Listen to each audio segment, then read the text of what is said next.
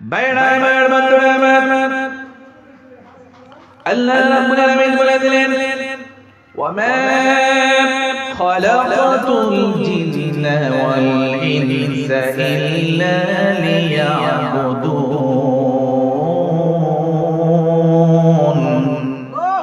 আল্লাহ বলে আমি মানুষ এবং জিনকে সৃষ্টি করেছি আমার দাসত্ব করার জন্য, ইবাদত করার জন্য, গোলামি করার জন্য। এই দুনিয়াতে আমরা সামান্য সময়, কেউ 50 বছর, 60 বছর, 70 বছর, সর্বোচ্চ 100 বছর, তারপরে এখান থেকে চলে যেতে হবে আরেকটা জগৎ। বাইরা আমার বন্ধুরা আমার, সেই অনন্ত জগতের পথে আমাদের যেতে হবে। আল্লাহ রাব্বুল আলামিন বলেন ফাইদা জাআ আজালুহুম লা ইস্তাখিরুনা সাআতান ওয়া লা ইস্তাকদিমুন। যখন তোমাদের হায়াতের বাজেট শেষ হয়ে যাবে, এক মুহূর্ত আগানো হবে না, এক মুহূর্ত পিছানো হবে না। সঠিক সময় তোমাদেরকে আল্লাহর কাছে চলে যেতে হবে। এই দুনিয়াতে সৃষ্টির শুরু থেকে নিয়ে পর্যন্ত যত নবী এসেছেন, রাসূল এসেছেন, আমির এসেছেন, রাজা এসেছেন, বাদশা, ফকির, ধনী, গরীব, এখানে স্থায়ীভাবে কেউ থাকতে পেরেছেন? না, কারো থাকার সুযোগ নাই। যদি কারো থাকার সুযোগ হতো তাহলে আপনার আমার নবী সাইয়্যিদুল মুরসালিন, শফিউল মুজলিমিন, রাহমাতাল লিল আলামিন হযরত মুহাম্মদ মুস্তাফা সাল্লাল্লাহু আলাইহি ওয়াসাল্লাম আল্লাহ পাক কিয়ামত পর্যন্ত বাঁচিয়ে রাখছেন, ঠিক কিনা বলুন? কারণ আল্লাহর হাবিব একমাত্র ব্যক্তি আল্লাহ পাক মালাকুল মউত ফেরেশতা আজরাইলকে পাঠিয়ে আল্লাহ পক্ষ থেকে সালাম দিয়েছেন এবং বলেছেন আল্লাহ আপনাকে দুইটা অপশন দিয়েছেন হে রাসূল, ইচ্ছা করলে আপনি দুনিয়াতে থাকতে পারবেন, ইচ্ছা করলে আপনি আল্লাহর কাছে চলে যেতে পারবেন। সুবহানাল্লাহ বললাম। সেই অপশন আর কারো জন্য আল্লাহ তাআলা দেন নাই। সুবহানাল্লাহ বললাম। এজন্য ভাইরা আমার, বন্ধুরা আমার,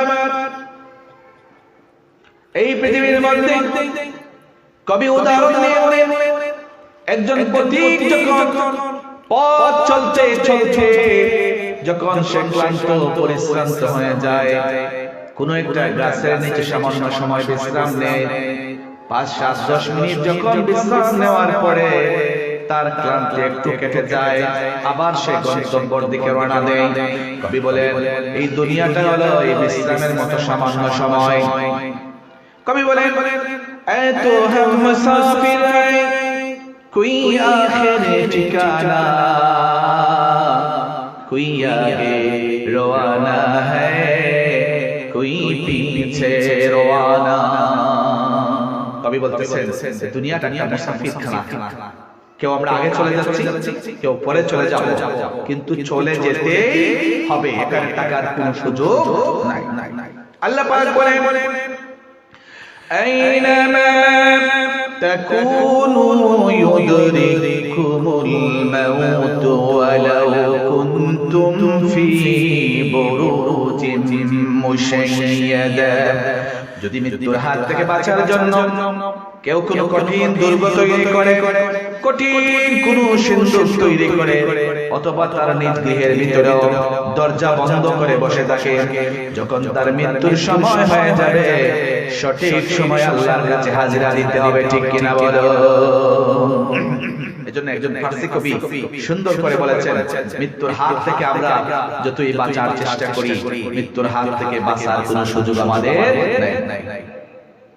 কবি বলেন মরণ থেকে যতই পালাও, মরণ তোমায় লাইবে ঘিরি, যদিও সুদূর আকাশ পানে লুকাও সেথায় লাগায় সিঁড়ি, যদিও সুদূর আকাশ পানে লুকাও সেথায় লাগায় সিঁড়ি।